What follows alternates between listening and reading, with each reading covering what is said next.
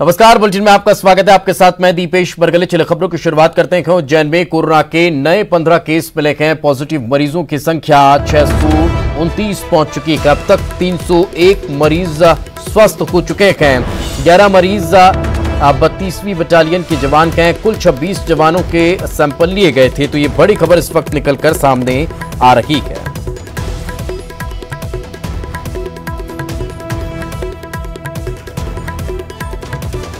बड़ी खबर इस वक्त हम आपको बता रखे हैं।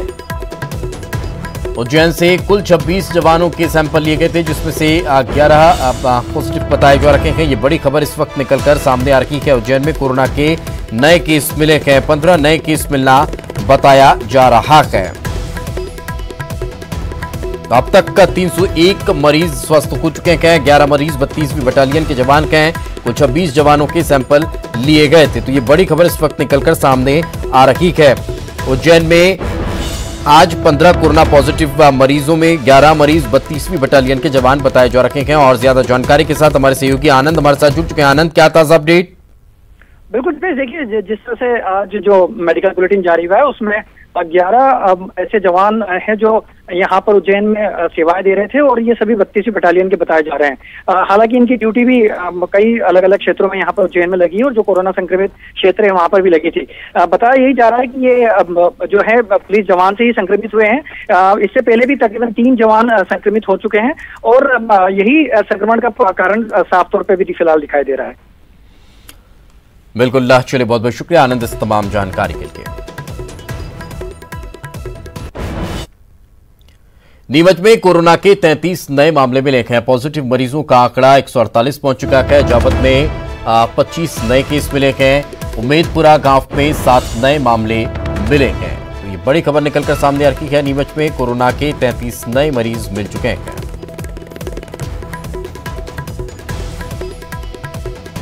तो लगातार मध्य प्रदेश में कोरोना पॉजिटिव मरीजों का आंकड़ा बढ़ता जा रहा है। और नीमच से यह खबर निकलकर सामने आ रही है, जहां 33 नए मामले मिले हैं। पॉजिटिव मरीजों का आंकड़ा 148 पहुंच चुका है। जावत में 25 नए केस सामने आ चुके हैं।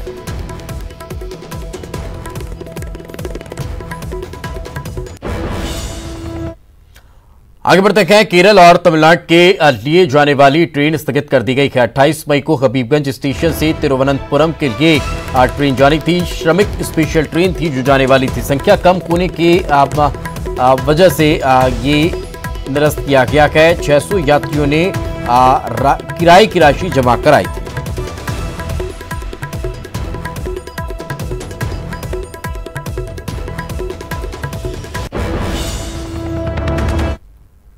जबलपुर हाईकोर्ट में जेपी धनोपिया की अपील। मध्य प्रदेश पिछड़ा आयोग के पूर्व अध्यक्ष हैं जेपी धनोपिया। पद से हटाए जाने के खिलाफ हाईकोर्ट जेपी धनोपिया पहुंचे थे, और हाईकोर्ट ने धनोपिया की याचिका पर नोटिस जारी किया है। पद पर यथास्थिति बनाए रखने के आदेश जारी किए गए हैं। पद पर सरकार फिलहाल कोई नई नियुक्ति नहीं कर सकेगी।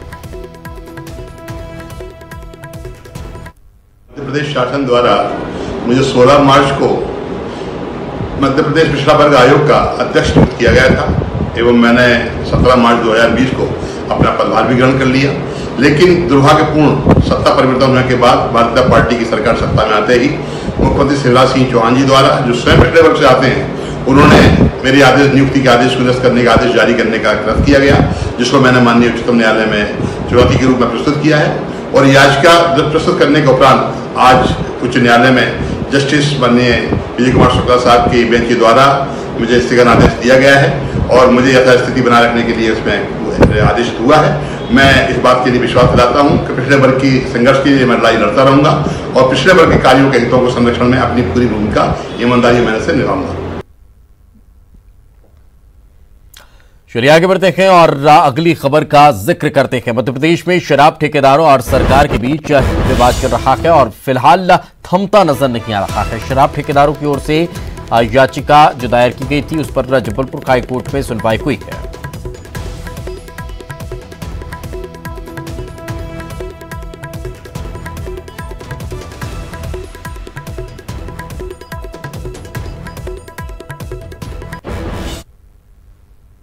पूर्व प्रधानमंत्री पंडित जवाहरलाल नेहरू की पुण्यतिथि के मौके पर भोपाल के संत हिरदाराम नगर में ब्लॉक कांग्रेस की ओर से राशन बांटने का कार्यक्रम रखा गया था।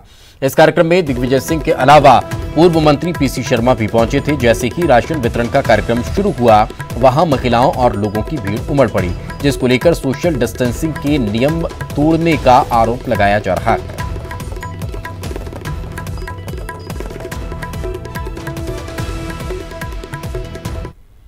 वहीं कांग्रेस के कार्यक्रम में सोशल डिस्टेंसिंग के नियमों का पालन न होने पर सियासत गर्मा गई है। बीजेपी विधायक रामेश्वर शर्मा ने दिग्विजय सिंह पर निशाना साधते हुए कहा कि पूर्व सीएम भोपाल में जमातियों का जिहादी सपना पूरा करने में जुटे हैं।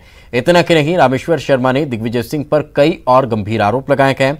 रामेश्वर की माने तो दिग्विजय सिंह मौलाना साद और जमातियों का सपना पूरा कर रखे हैं, जो कोरोना को जिहाद समझते हैं। विधायक ने दिग्विजय सिंह को सलाह देते हुए कहा कि वे काजी कैंप में ही राशन बांटे तो अच्छा होगा। हिंदू बस्तियां, विशेषकर जो क्षेत्र कोरोना संक्रमण की चपेट में नहीं है, वहां जाकर इस प्रकार सोशल डिस्टेंसिंग की धज्जियां उड़ाना जमातियों वाली साजिश लगती है। ने जिस तरह सोशल डिस्टेंसिंग की धज्जियां उड़ाई और गरीबों को बुलाकर उनको अपमानित किया गया, ना तो उनको पर्याप्त अनाज दिया गया, ना कोई राशन की व्यवस्था की गई, बल्कि धक्का मुक्की और संक्रमण रोग को जन जन तक पहुंचाने का काम जो कभी मौलाना जमाती साद ने किया था, उसका जो है बी पार्ट के रूप में दिग्विजय सिंह ने उन जमातियों की बची खुची कसर को पूरा करने के लिए शायद संकल्प लिया है। इसलिए दिग्विजय सिंह जी ने इस तरह भीड़ को आमंत्रित किया कि जैसे मानकर चलो वो अरबों का सामान यहाँ पर बांट रहे हो, 1 किलो गरीब को चावल तो दे नहीं पाए, पर संक्रमण रोग से जरूर गरीब को जो है को जोड़ दिया है। वहीं ग्वालियर से भी सोशल डिस्टेंसिंग का मजाक उड़ाने की एक खबर सामने आई है। पूर्व मंत्री इमरती देवी और सांसद विवेक शेजवलकर ने डबरा विधानसभा में सोशल डिस्टेंसिंग की धज्जियां उड़ाई। सुकुना गांव में समर्थक, कार्यकर्ता और जनता की भीड़ के बीच इमरती देवी नजर आई। आपको बता दें कि उपचुनाव के लिए इन दिनों इमरती देवी जनसंपर्क में जुटी हुई हैं। उन्हें सोशल डिस्टेंसिंग का ख्याल ही नहीं रहता।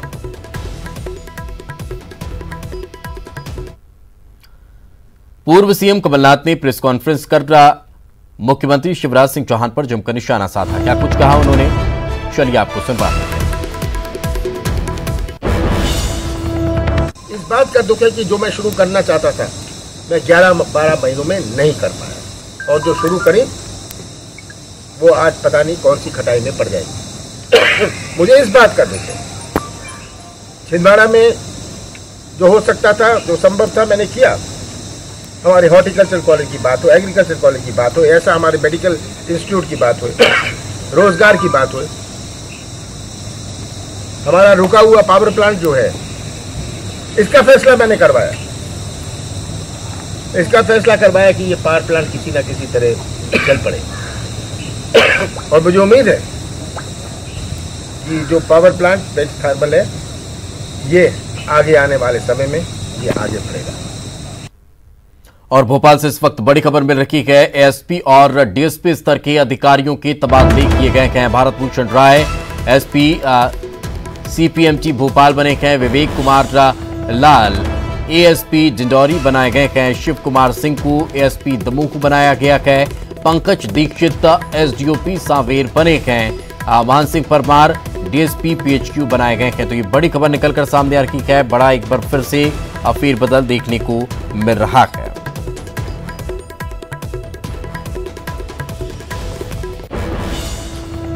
भोपाल से इस वक्त बड़ी खबर, एएसपी और डीएसपी स्तर के अधिकारियों के तबादले किए गए हैं।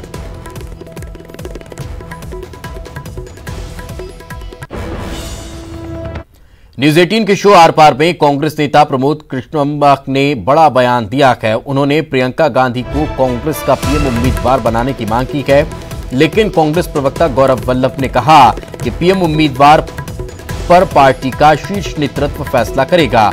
सुनिए प्रमोद कृष्णम ने क्या कुछ कहा। मैं कांग्रेस का अधिकृत प्रवक्ता नहीं हूं, बट अगर मेरी सलाह कांग्रेस मानेगी तो 2024 की प्रधानमंत्री की कैंडिडेट प्रियंका गांधी होंगी। मैं दावे के साथ कहता हूं, मैं कांग्रेस का अधिकृत प्रवक्ता नहीं हूं, बट अगर मेरी सलाह कांग्रेस मानेगी तो 2024 की प्रधानमंत्री की कैंडिडेट प्रियंका गांधी होंगी। मैं दावे के साथ कहता हूं। राजधानी भोपाल में कोरोना पॉजिटिव मरीजों का आंकड़ा दिन पर दिन बढ़ता जा रहा है। अब कोरोना का संक्रमण राजभवन तक पहुंच चुका है।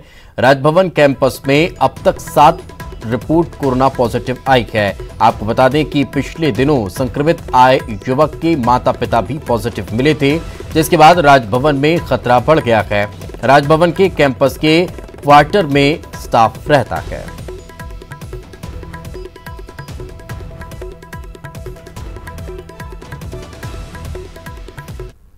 आगे बढ़ते हैं। खबर रायपुर से। मुख्यमंत्री आवास में चल रही बैठक खत्म हो चुकी है। बैठक में कई महत्वपूर्ण निर्णय लिए गए हैं। आर्थिक गतिविधियां शुरू होंगी। तहसीलदार को शादी पर फैसले का अधिकार दे दिया गया है।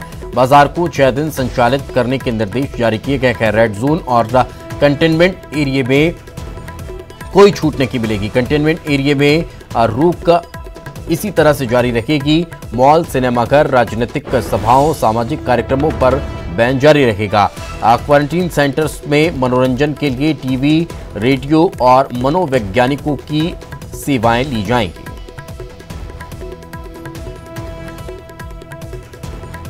आपको बता दें कि काफी महत्वपूर्ण ये बैठक थी और ये बैठक का संपन्न हो चुकी है और इस बैठक में कई महत्वपूर्ण फैसले लिए गए हैं। ये बड़ी खबर इस वक्त निकलकर सामने आ रही है।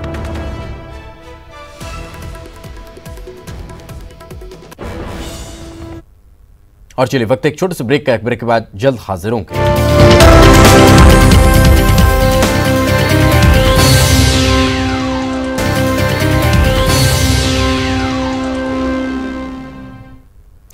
ब्रेक के बाद एक बार फिर आपका स्वागत है। पूर्व मंत्री विजयलक्ष्मी साधो ने हाईकोर्ट से गुहार लगाई है।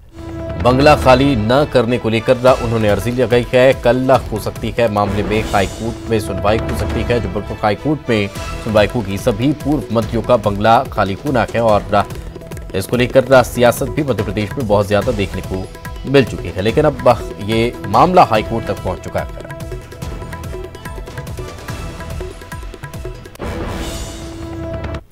गुना पहुंचे बीजेपी सांसद रोडमल नागर। कांग्रेस पर जमकर उन्होंने निशाना साधा और राहुल गांधी पर भी कटाक्ष किया। सड़क सुरक्षा की बैठक के लिए रोडमल नागर पहुंचे थे और प्रदेश में मंत्रिमंडल विस्तार पर भी उन्होंने कहा कि पार्टी में कोई उठापटक नहीं की है और शिवराज सिंह चौहान फैसला लेने में सक्षम हैं।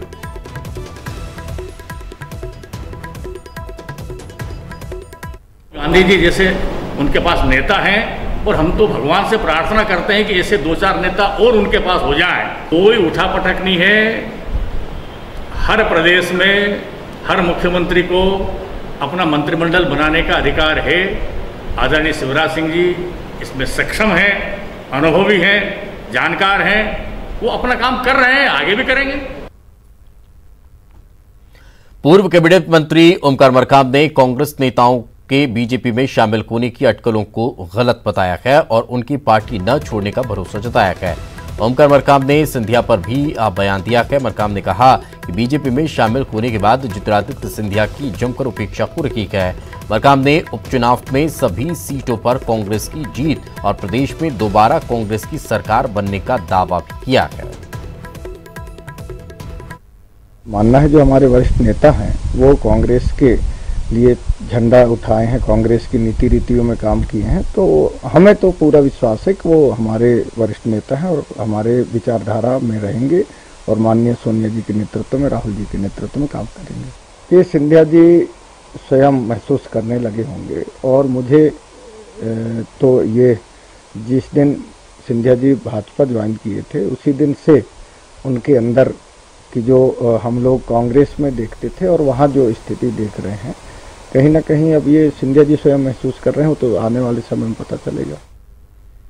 भिंड जिले में सिंध नदी की रेत खदानों पर आज एक बार फिर से डीआईजी राजेश हिंगणकर ने छापा मारा है। कार्रवाई के दौरान माइनिंग विभाग की टीम भी डीआईजी के साथ मौजूद थी। इससे पहले मंगलवार को डीआईजी ने अवैध रेत उत्खनन में शामिल होने के आरोप में 2 पुलिसकर्मियों को सस्पेंड भी किया था। इस मामले में भिंड के एसपी नगेंद्र सिंह पर भी सवाल उठे हैं। जिन 2 पुलिसकर्मियों पर कार्रवाई हुई है वो एसपी नगेंद्र सिंह के साथ भिंड आए हुए थे। उधर इस मामले में पूर्व मंत्री डॉक्टर गोविंद सिंह ने सीएम को खत लिखा है और भिंड एसपी पर कार्रवाई गंभीर आरोप लगाए हैं और उच्च स्तरीय जांच की मांग भी की है। सासाराम में, भुसावली में और जगह पे भी कार्रवाई, मेरे साथ माइनिंग अफसर भी हैं और देख रहे हैं पूरी रेत जो है वो ताज़ी रेत है और डंप की हुई है, विधिवत कार्रवाई कर रहे हैं। अभी आपको कितना रेत मिला? हम ये देख रहे हैं कि इसमें पुलिस का क्या रोल है, वो भी हम चेक कर रहे हैं। आगे बढ़ते हैं। सिवनी के केवलारी में खरीदी केंद्र में गेहूं खरीदी के लिए वसूली की जा रही है। किसानों से वसूली का वीडियो वायरल हो रहा है।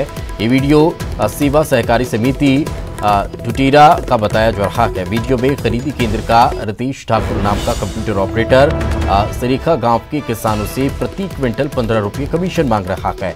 कंप्यूटर ऑपरेटर वीडियो में रुपये लेते नजर भी आ रहा है। पैसे न देने पर किसानों को खरीदी टोकन पर्ची न दिए जाने की धमकी दी जा रही है।